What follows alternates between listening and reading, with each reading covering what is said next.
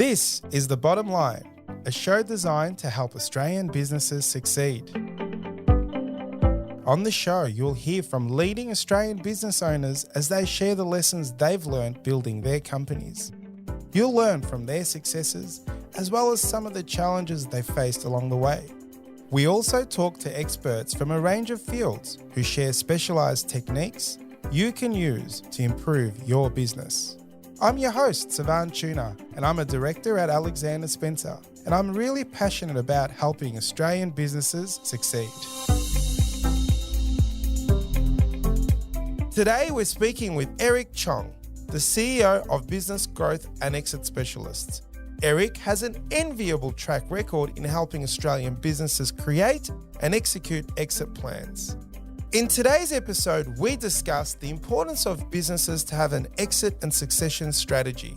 You'll learn the different options business owners have when exiting a business, the main items you need to cover off on when creating an exit plan, and the most common mistakes business owners make when exiting their business. Let's jump in.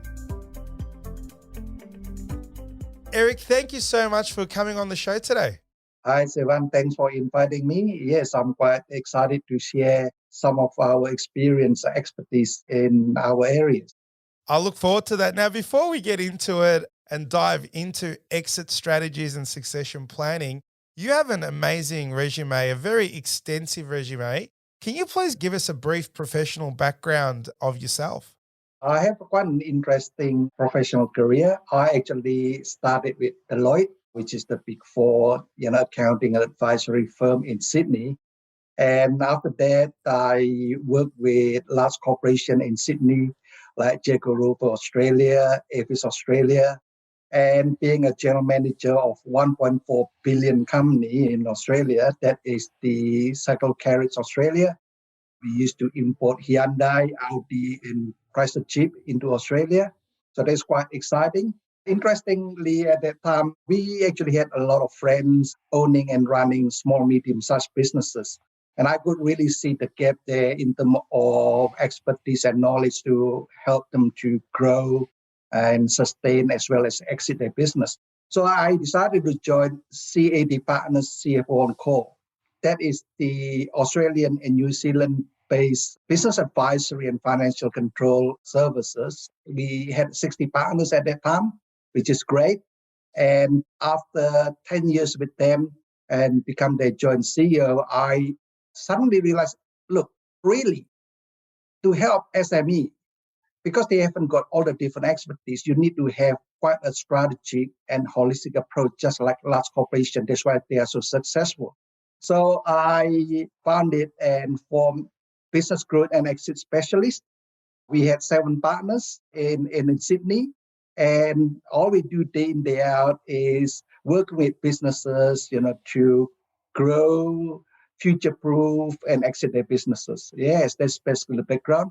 I love to study. I think most of you got similar background at the beginning. I did my Bachelor of Economics from Sydney Uni.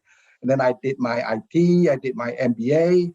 And even now, keep learning from everybody, including yourself and your businesses, and find out what everybody's doing, what is the best practice, what else do we need to adopt to help our clients. Well, you answered my second question, which was tell us a little bit about Business Growth and Exit Specialists. You are the CEO. So you talked about helping small to medium-sized businesses in some of their strategy. Do you want to give us a little bit more about that, and how do you do that at Business Growth and Exit Specialists? That is actually quite an interesting area. What we have found in SME, business strategies is actually not a common practice that they have adopted. Contrary to all the large organizations, every one of them have a clear business strategy, which really, if you most probably will agree with me, Savan, there is a business roadmap in terms of where the business direction going to be and what sort of objective they are aiming at and how are they going to get there. And that is quite an interesting thing. SME, the way we see it is that a lot of them, unfortunately, it is what it is, quite resource poor. So they only focus on certain areas, like, I got cash flow issue. All right, let's get our accountant to have a look at it, which is good. But then what happened to the marketing? What happened to your customer service? What happened to your fulfillment?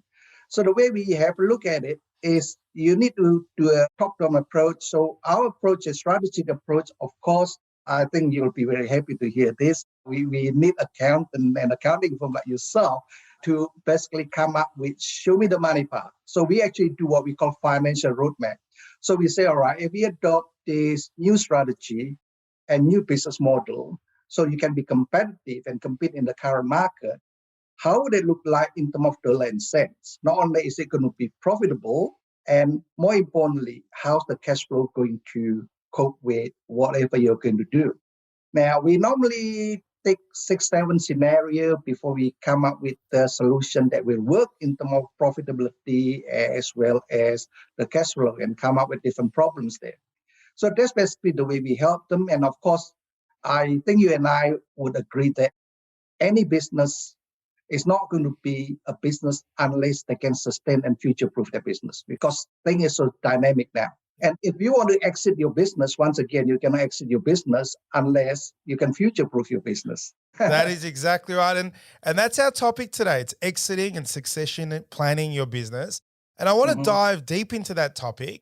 A lot of small business owners, as you said, forget that regardless of where they are in their journey, they just forget that at one point in time that they're going to have to exit. There is an exit, whether it's to their children. They cannot take their business with them to the other side. So there is an exit they need to think about. So that's a topic today that I really want to dive into. And before we get deep into that, what do we talk about? What do we mean when people like yourself, strategists, what do they mean when they say exit or succession planning? It's so interesting because different people actually mean differently. Like, that's why before we do anything else, having a look at the financial and anything like that, whether there would be any possibility to exit, we actually try to understand what do they really want. Okay, when they say exit, what do they mean? Is it partial exit? In other words, some of them say, look, I want to sell my business, but I still want to be involved in the next 5 years. Or is it basically what they say is, I want to exit, but also want to maintain my legacy. In other words, I want the people who are going to take over will continue with my culture and the way we service our clients, for example. And thirdly, when they exit, some of them actually is family succession, right? It's not trying to get other people to take over the business. It's actually coming up with a plan. How can they let their family members to succeed what they are doing in the orderly and capable manner? So that is an interesting question, and we need to find out exactly what they want, and based on that, we can explore all the next steps to move forward. So what are the reasons you think business owners do not put a lot of thought or time in creating an exit strategy? You did mention before some of these SMEs might be either time poor, cash poor, or resource poor. Is it just simple as that, or do you feel that it's sophistication? What's the reason that business owners do not put a lot of thought into this? I think it's sophistication because a lot of business owners, they got certain passion in doing certain things. They just jump into it. Okay, let's get cracking. Let's, make it work. And hopefully, business will make money and leave them a good super when they retire from the business sales or business exit. A lot of the best practice is really when you form business, you should start thinking about your strategic exit. Like when you want to exit, who will be your target market and what do you need to do to get the great value. But most business owners are not thinking like that. They focus on the operation. How can they grow their business, make more money, and then scale their business? So I think there is a bit of a mindset gap there. They think totally different stages. Like in the first 10, 20 years, they don't think about it. All they think is, let's grow our business, let's scale it, let's make more money, right? Make it more valuable. Exit, I don't know, that's too far. Like, I can't see it yet. And I don't have the time nor energy nor the expertise to think about it right at the moment. It's an interesting one. We have a saying, we do a lot of incorporations and helping clients set up their structures. And in the tax world, it's important to think about the exit strategy to ensure that you set up a structure that works in 100%. form of an exit. And it's funny, whenever I ask a client, I said, okay, It could be a new business, either bought or starting up. And I said, okay, how do you think you'll exit out of this business? Because it's important for me to understand, will you bring in partners or whatever it is? And they look at me like, man, I'm just about to start. What are you talking about, exit? So it I is mean, quite funny. And we come at that angle a little bit from a tax perspective, but it is quite interesting. But what are some of the options business owners have when exiting a business? You touched on a few. Can you just go through some of those options that they have and maybe just to elaborate a little bit on those?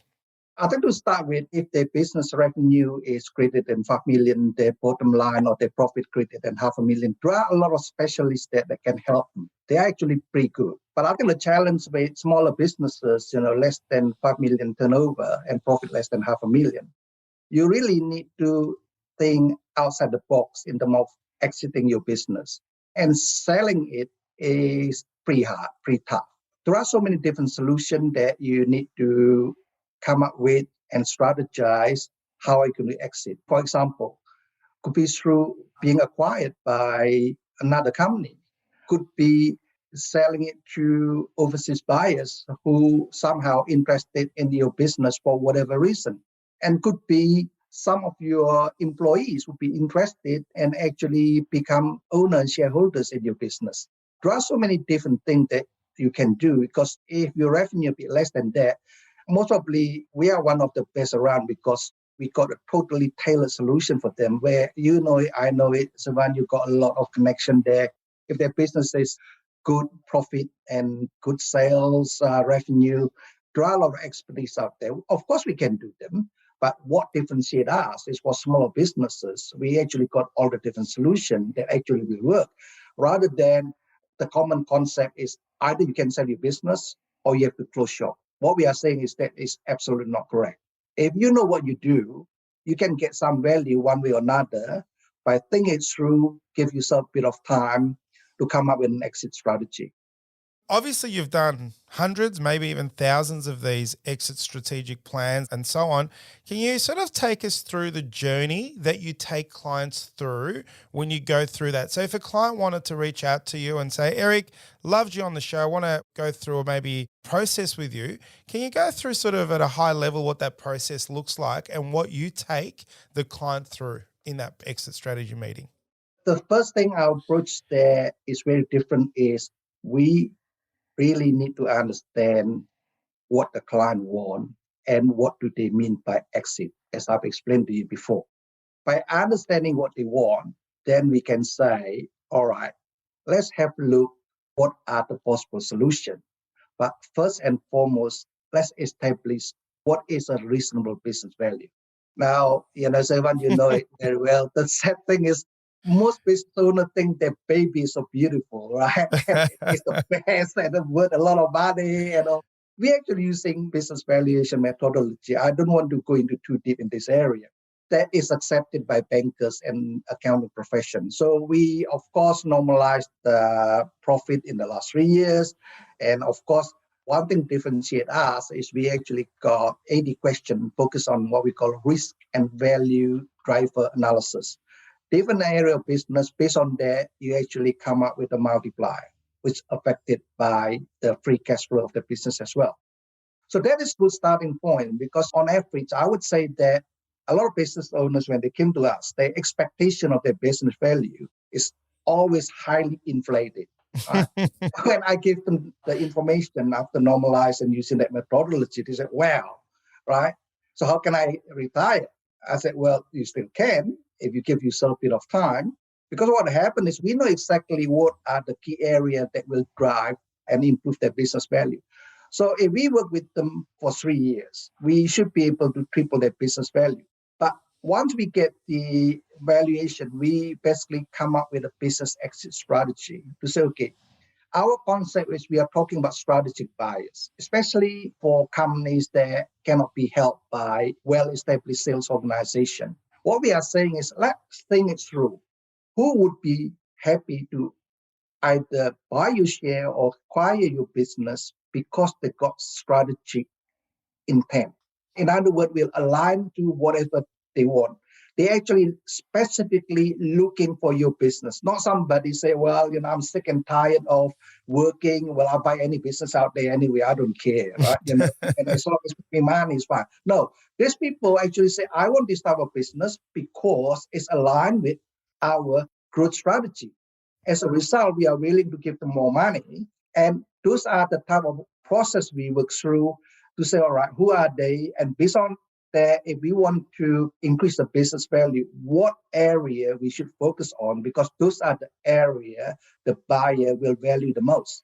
So our approach as a strategist is actually very, very different from very good sales organization. Basically say, well, you got a valuable business, we got a process, we can sell it for you. What we are saying is that this is your business value. If we want to improve it, let's work on it for the next 3 years. And then we actually get involved in the next stage. Most probably, it's quite common. Virtually all the good sales, business sales organization do that. We'll prepare information memorandum. Now, the interesting thing with our information memorandum is a bit different. So our organization do a lot of things very differently because of our mindset and our approach. A lot of the information memorandum got, obviously financial information, business background, competition, customer, whether you got an IP and all that. But one thing that we actually focus on is what is the business strategy to grow and sustain the business. Because the way we see it, what is valuable to them is that business can sustain and grow, and they already got a plan. Because these people are running the businesses. They are close to the businesses. They should know what will work. If you have that, obviously it will increase the business value. People will say, well, looks like everything been thought of, and I have to look at the sustainable and growth strategy, happy with them. And as a result, I think, it's good to invest because you'll get your money back. Now I'm investing this amount. I don't know how it's going to happen with all the challenges. And next year, the whole business just gone down the drain, right? And the next part, I think a lot of them, most of we do the same thing. We are quite happy to do the marketing for them. But our approach is actually quite targeted. A lot of really good business sales organization and brokers, they actually broadcast it to the database. I got to admit, they got a pretty good database.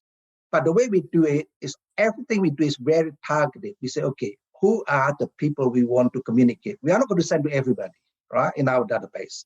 We select few, we actually communicate with them, and then we get expression of interest.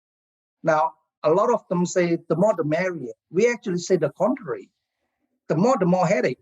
What we are saying, let's target on, if we can get 3 to 5 interested party, and of course they will, have a chat, and then we help with the due diligence process.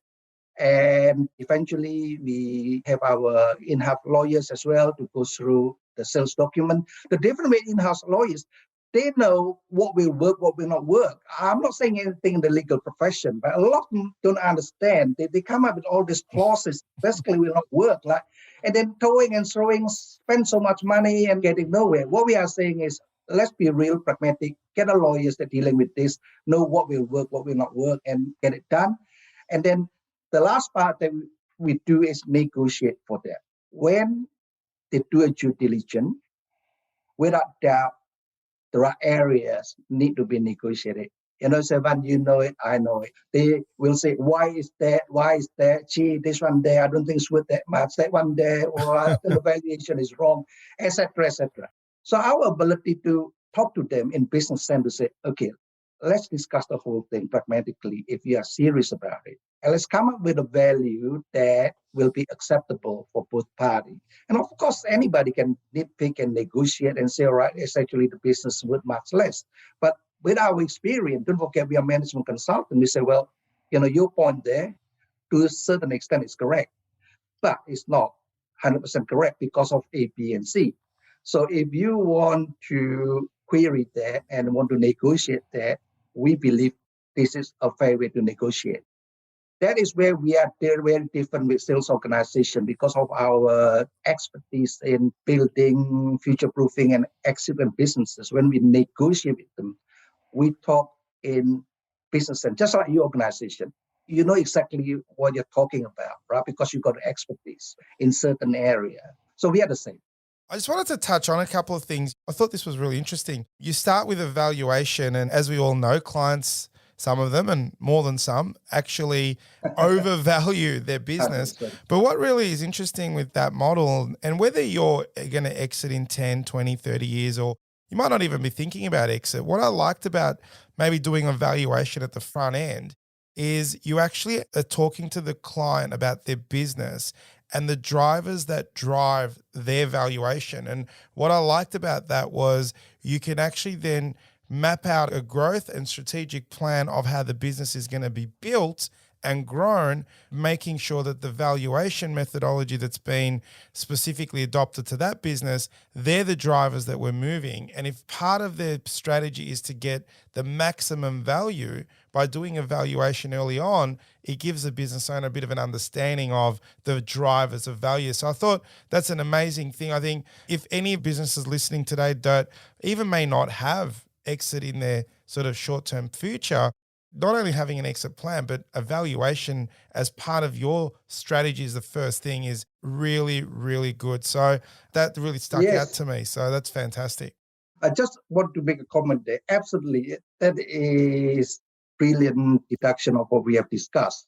Because if you have a look at that, especially in professional firm, one of the questions when you want to get a new partner is how much the business worth. With this methodology, is a fair way to say, all right, this is how much it's worth. And the other thing, quite interestingly, which is relevant to your organization as well, you actually can measure your contribution in terms of improving your business. So what we do, we say, okay, when we started, we value the business is X dollars. After we're working with you for 1 year, let's do another valuation. Obviously, we go through the same question. We got a new financial, got a different way, and see what is the improvement in business value. Because a lot of people, when they have a look at business improvement, is purely profit and the balance sheet, but they forgot that there is something else called business value, that you can actually measure it differently through the methodology that I've mentioned. So you can say, look, after working for 1 year, 2 years, your business value has increased from 250,000 to 400,000. Is it wonderful? We are moving in the right direction. What else do we need to do so it can be 600,000? Then if you think about it, if you want to exit, not only us can help you, there are so many other organizations out there that can help you because those are their domain, like a profit of, especially 1 million plus, all the reputable big sales broker and all that, they are really good. But unless you get there, really, there are limited people who can help you. Besides us, not that many people who can think of a good way to make it work. I just wanted to touch on the next part was about mistakes. So what are the common mistakes business owners make when setting up their business, which has a negative impact on an exit plan? Now, you might say, oh, geez, I've seen so many business that all make the same mistakes that always has the worst thing for valuation or an exit. What are those mistakes? There are several. In fact, actually too many. Let's focus on some of the most common. Yes. Okay. Number one, the reality is actually falling into your domain. You use your services. A lot of them, their business structure is not right. They lump everything under one company. So if they want to exit, some of the strategy we have is actually spin off different part of the business, right? The division, so they can exit. But guess what? If you have the whole thing under one company and you don't have a reporting for different division or set them up as separate companies, it's not so conducive to meaningful exit. So that's why I always say, if you start at the beginning, right, talk to your accountant, your tax advisor, actually can make a lot of difference, not only in terms of the ability to exit, obviously at the end, how much money can you retain in the pocket? Because if you plan it well, give yourself time, structure it right, actually less costly in all the different areas. So I think that's one of the main reasons. The other thing is that if I want to exit, there's only two options. Either I close my business, which I don't want to, or I go to people to sell it, which once again, all I'm saying is absolutely wrong. You can exit your business based on all the different ways. And once again, one thing is succession plan, but once again, you got to have look, is it going to be family succession or basically management succession? Family succession, you got to be realistic It doesn't mean your son or daughter will take over because they say, oh, mom and dad working like crazy, not much money in there, and no life at all. I don't want to do anything. But it's only like that because they don't run their business correctly. If you want to exit your business, virtually, it's going to be a turnkey solution to your buyer. It's systemized, got a steady people, got a good marketing going, regular leads, and all that. So that is the other common mistake. Either I have to sell it or basically close shop. And I think the other thing that they got it wrong is that I only need to have a look at it when I'm ready. Zevan, you know it, I know it. In this world, anything can happen to us. You and me look pretty healthy and then smiling face. Man, who knows? You could be sick and it could be an accident, could be anything. If you don't start planning, your exit, when your health affecting you and there's an accident and all that, you're actually in a big trouble because you're not ready to exit. So a lot of our work is getting business exit ready as soon as practicable. The next thing I wanted to talk about, we see this a little bit in our business, where if you remove the owner from the business, sometimes the business falls apart. And normally that doesn't have a value. So if the value is in the owner, it could be a cafe, it could be an accounting firm, it could be any business. But some businesses and the way that owners have set them up is they're so involved in the day-to-day of the business that if they're removed, or they have such relationships with so many key sales clients, that if they're removed, the business stops. Is that a problem that you see in a lot of businesses, and how do you solve that? 100%. Majority of company less than 5 million and profit less than half a million. In fact, that's one of the major problems. That's why I said they got to take a bit of time to get into saleable condition. The answer is not that difficult if they can get the proper help. Not only talking with the business owner, we are talking about the team members. Just like when you want to acquire any business, when you buy it and everybody left, what the hell are you going to do? Like right now, it's hard to recruit people, right? If you say, I'm going to buy business, but when I buy, everybody says, see you later. You don't have any business. You lose the expertise and the experience for people to help you to run the business. So we are not only talking about the business owner, obviously retention, the ability to retain the key members, which is human resources thing that we work with virtually all businesses to make sure that most of the key people will stay. So if you have a look at that, if you want to systemize your business, the best way is leverage on technology. Just one example, something that close out to our heart that we understand. If you use an accounting system in itself, systemize your transaction recording, your bookkeeping, and your financial reporting. It got a system business. The same thing. If you order food and all that electronically through the system, once again, you got to process how do you put up your menu, how can they order, and then you can process the ordering. The same thing if you're in trade services, you're deploying field automation and combined with CRM. The leads come in, you know how to communicate to them, you know how to allocate your resources and appointment and basically flow into the accounting system. You can analyze your profitability. So you definitely got no option but leverage on technology to systemize your business. So in a way, there is certain inherent policy and procedures through the system and processes that make your business run. That is very important. And the other thing is branding. The business cannot be you. You say, that. well, BGS is Eric. What happened when I retire? Eric is gone, right? There's no business. So if you have a look, business growth and exit, especially because I'm partners, is the brand, what we do as a team. Not it's Eric. Eric disappear, then there's no business. So they got to build a brand. Okay, why do you go to that coffee shop? For example, that coffee shop, they use certain bean and they promote certain way of serving you. And there's a certain menu that you can order easily or whatever. And then the quality is consistent. That's why you go there. Just like McDonald's.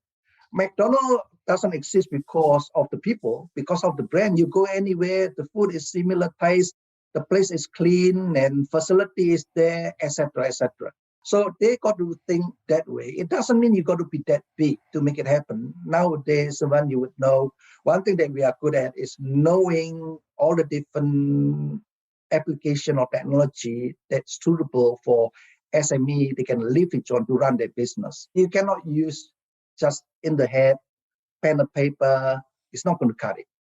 The next part I wanted to get a bit of a case study from you. So you've been involved in many exit plans and helped a lot of clients that have taken through that journey. Without giving away client names, can you tell us a story of a client that you've taken from start to finish and just tell us this exceptional result you got for this particular client without sharing privileged information? Can you just talk through an example so the listeners can sort of get a bit of an idea of a real life example of a success story? Yeah, happy to do so. One thing that we are also very good is trade services. As you know, trade services is quite challenging when we are small size. Basically, a lot of them hasn't got the brand and hasn't got that much system in place. So in this particular case, we had a trade services company, got the business owner, and got other 60 members and got several contractors. So the owner is actually, believe it or not, in the early 50s, but he said, look, my body has had it, like I've been doing it here, it's a hard work. I want to exit my business. I talked to business brokers, they said, your revenue is only 1.6 million, your profit is only $300,000, we can't help you. It's not our domain. So he approached us to say, have you got any solution? Because basically he said, he talking to some of other, trade services people he know. They said, well, we are not into that space of acquiring your business. We are struggling on our own and kind of scared. We're not paying money to absorb your business. I said, yeah, that's fine. So we actually go through in terms of what he actually wants. It's quite interesting. He said, all I want is, I basically want to most probably work another 3 years in the business and get some money out of the business. Otherwise, if I can't, I don't mind to shut the whole business down because physically I can't do it. Those 3 years that I've got left, I want more to be off the tool with my experience on to help them to run the business, not physically doing my trade because my body have had it. I said, okay, it's all right. I understand that, not a problem. I said, have you got any idea in terms of dollar and cent how much the business worth? But the good thing was, is that the broker told me doesn't worth anything. I said, oh, this good stuff. I don't expect anything, whatever that I can get, I would really appreciate. I said, gee, that's really good. Most of you will say, well, my business is really good, but this much, that much. The only way is up from zero, so it's easy. Not easy, but yeah. Yeah, exactly. So it's very unusual, the expectation actually being adjusted by talking to business brokers, which I really appreciate. It helped us quite a bit. So when I say, okay, let's have a look, let's establish SAs, what is your business value? So we can say, all right, if there's the business value, there's a good starting point. And then how are we going to move forward to find a buyer for you and then try to improve them with whatever time that you have got left. So we do the business value analysis and all that. We work out the multiply actually very little because it's not that systemized. The people are coming and going. The good thing though that the client base is actually quite varies. In other words, no high concentration. So in other words, if they lose one or two clients, doesn't affect their revenue that much. And they've been around, looks like we have to look at the social media rating and all that. Reasonably good, was like not the best, but like 3.8, which is not bad, 3.8 out of 5. So we got something to work on. So we have to look at that. And then we actually came up with realistic business value to say, okay, really, based on all that, I think realistic business value, if you want to sell it now, is most probably 250,000 if you cannot find a buyer. The problem is nobody want to help you. Not that many people want to buy your business. So I said, okay, why don't we work on two things? One, improve your thing there. Why don't we work out who would be your strategic buyer? So what we do is we actually have our own client. They are ready to expand in their trade services. It's different trade services, but they say, we don't mind to acquire business as a new division because we need that trade anyway. We normally outsource them. It costs us money. So, well, that's good. You potentially got a strategic buyer. In this case is, in fact, one of our clients. So rather than try to find so many different people there, we just talk to that particular client. Okay, let's come up with a game plan. How can you actually absorb this business, give the business owner a reasonable amount, And then at the same time, it's perfect for you because that business owner can help you to run the business in the next 3 years. And of course, there is certain salary they already paid. So it actually took us another 9 months to actually make it work. So it's a strategic exit. They actually paid him around $300,000. And then we actually gave him 3 years contract agreement that were $150,000 a year for him to run the business and help to systemize the business. The good thing with the buyer is obviously they got the business run and humming. So for them to implement systemization in this new trade division is not difficult. So that is one example. Everybody's happy and it actually happened, and we actually sold it to our client and solved their problem for growing by acquisition. And we also deal a lot with accounting firm and legal firm and all that. Basically, if you've got opportunity, we actually talk to them direct. In this case, if you can start to understand the way we work, why it's so effective for our client in terms of time and money, we are actually quite focused. We don't go around and try to find many of them and talking to them. Like to me, if you got one good serious buyer, as good as gold. You don't have to talk to 2, 3, 4, 5 so they can compete with each other and all that. Think about it. How much money has your client got to engage you to do all this? Not only talk to them, screening them, and then organizing the due diligence and lengthy process. That's not the way we do it. But sometimes, of course, take longer, and sometimes we actually work with sales brokers because of certain expertise that we can work together. So we are not necessarily working alone. In the example, what I'm saying is if you're small, it doesn't mean you cannot exit, and you just need to find a different way to exit your business and leverage on contacts and know-how and what will actually work in the real world. Thank you so much. That's a great story and an excellent outcome for the client there. Eric, unfortunately, we run out of time. Thank you so much for coming on the show today. I wish you and the team at Business Growth and Exit Specialists all the best in helping their clients grow and successfully exiting their businesses. So I really enjoyed the chat. And for those that have not thought about exit, I think it's important to do so. Thank you so much. Yeah, absolutely. Thanks, Ivan. Thanks for having me once again, and have a great day. This is The Bottom Line, a show designed to help Australian businesses succeed. This podcast was produced by accountancy firm Alexander Spencer. At Alexander Spencer, we've been helping business owners realise their goals since 1952, and we play a pivotal role in developing, implementing, and supervising the business goals and strategies of our clients. To find out how we can help your business succeed, head to our website, alexanderspencer.com.au.